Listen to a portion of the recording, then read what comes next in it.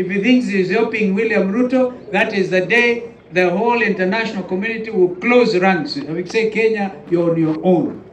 Remember, we keep on saying we are against the Haiti Mission. Kama kuna kitu moja inatatiza even election ya Raila for AU, it is this thing about Haiti. And now listen, gentlemen, I can tell you what is happening now is the real thing. You know, Wiper took a position before the impeachment of the deputy president, the second deputy president. We consulted. We actually went on a retreat. And we took a principal position because the country was saying, not regarding Gachagua alone, but even William Ruto amtangulie. So they were saying, remember, kufa driver, kufa makanga. So we said, we will not allow makanga na kufa peke yake. And that is why we took that principled position. It was not for the love of Riggy G. I can tell you, I've never myself at that level interacted closely with ndugu huyu Riggy G. I haven't. But I can also disclose that they've been talking very closely with my brother Eugene. You know, be strategic. Mwambie Eugene kutana na yeye. Saa ingine tunakutana tukasema this thing is not right. Injustice anywhere is injustice everywhere. So Bwana Wambugu, I also thank you for standing with our brother here. One time I went to Nyeri, I had all kinds of reasons to say no to Rigathi when an opportunity arose. Because that MP for Nyeri town was a tough organizer. Nilienda kule nikapigwa kelele ya ajabu.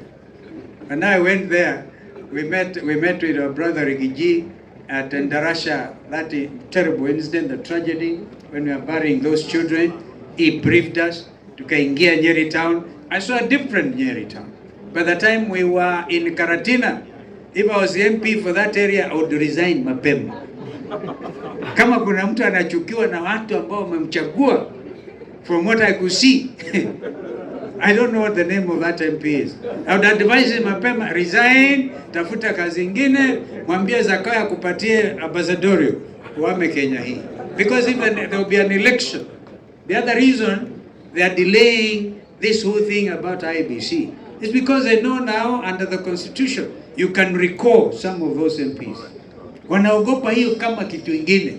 And I want to prepare our people. Now that IBC is there, tafadhali mujiandae hao watu wawe recalled. Because they have acted unjustly. They have supported corruption. They have, above all else, stood for a government that abducts its own citizens. And I want to post it here. My academic brother, Tony, I want you to argue with me when we leave this place. My argument is abduction is worse than detention. At least wakati wa detention ulikuwa na kitu inakuwa signed, unaweka mahali. Abduction, it is something terrible. It's a crime against humanity. Therefore, Cleophas Malala, I agree with you. Are we going to wait? Tunaimba kuwa 2027, 2027. Ukutafikika jameni namna hii with people abducting Kenyans. Mama mzee Joki complaining about SHA. Trying actually to advise them this thing is not working. You send 20 policemen to abduct a Kenyan mother against all known humanitarian and international statutes relating to the freedom of a person. In other words, this administration, Ruto, has overthrown the constitution. So how can you live with the government and unaamini 2027, which has already overthrown the constitution? That is the problem I have, Tony. I have that problem. Let me now tell you this. Even as IEBC selection panel wameanza kazi yao, do you know that the secretariat of IEBC, led by somebody, Marjan, I don't know the name, Marjan or somebody, is getting instructions from the former Commissioner Molu, who is Ruto's advisor in State House. Now, let me get that document again. They've already put a tender to procure for the next 3 years without an IBC commission in place. It's already on their website. Yeah, some of it is closing time at 1 o'clock on the 29th January 2025. They're already in a hurry. And it's like this is a test case. If we don't stop them now, we are telling IBC Secretariat, you will not move one step. We will come for you if you try to do this. You must wait for a properly constituted IEBC. That is where Azimio lost it, by the way. Remember, they procured a printing farm in Greece.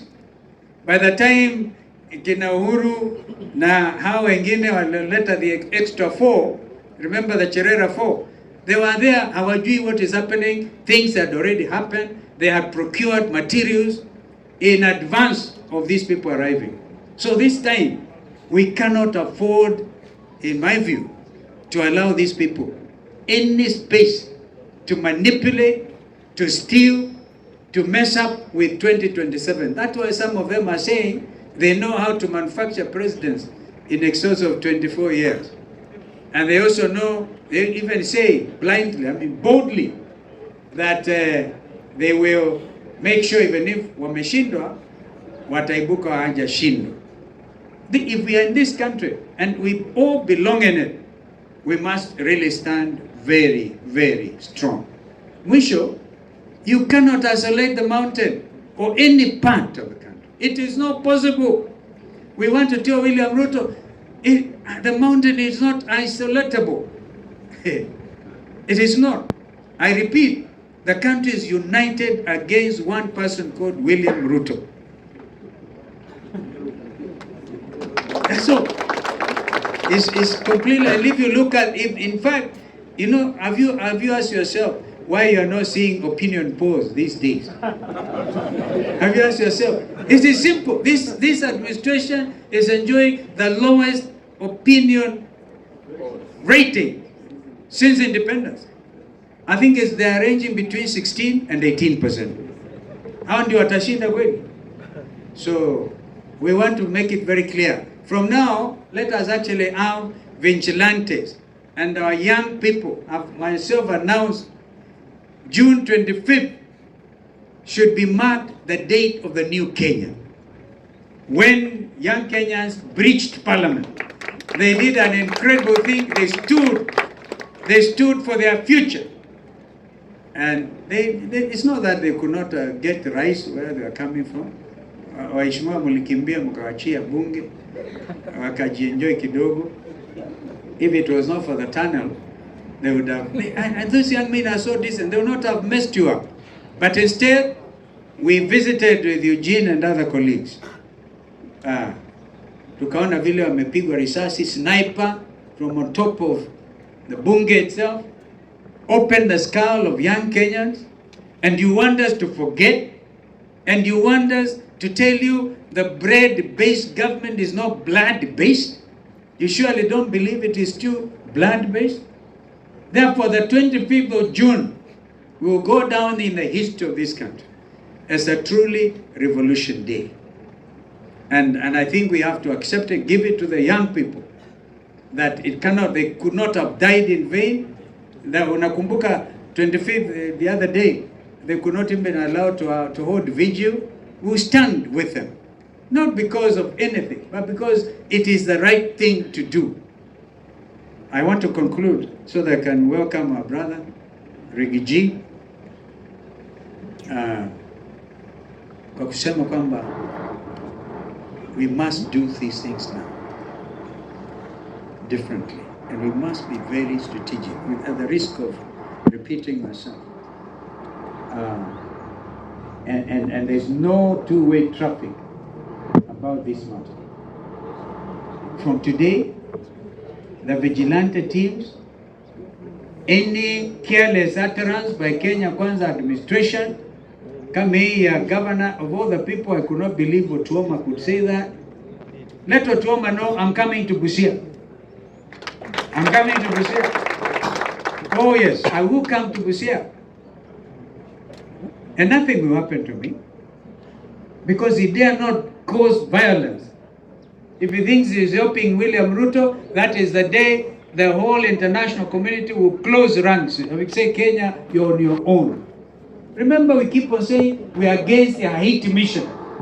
Kama kuna kitu moja inatatiza even election ya Raila for AU, it is this thing about Haiti. Anauliza na African heads, how can an African country go and kill blacks in a faraway country? Because you see, Tinga is a candidate of the Kenyan government. It's a Kenyan, and that's why we agree with Salasia. We will help him, we pray for him to get this thing. But so that I can quickly conclude, we document every careless statement. And Kenyans are wonderful. Forward every careless statement to the ICC. That is the only language William Ruto understands. So if you want to isolate the mountain will report you and all of us for crimes against humanity. We will cite you and we'll follow these things to their logical conclusions. Haya ndio matamshi yangu, as I congratulate once again DAP Kenya. Huyu wakati umefika, if there is no alcohol, mimi nitafanya demonstration pale east outside because watu wamechoka. And once again, our brother Mheshimiwa Gachagua, stay firm. It is your democratic right to be heard. There are those who have already assumed that he's out of any situation because of impeachment. And as a senior counsel, I can tell you what happened on the floor of the Senate on that impeachment. Any magistrate, any judge properly directing his mind will know that was an improper impeachment. And that's why we stood with you. Karibu sana.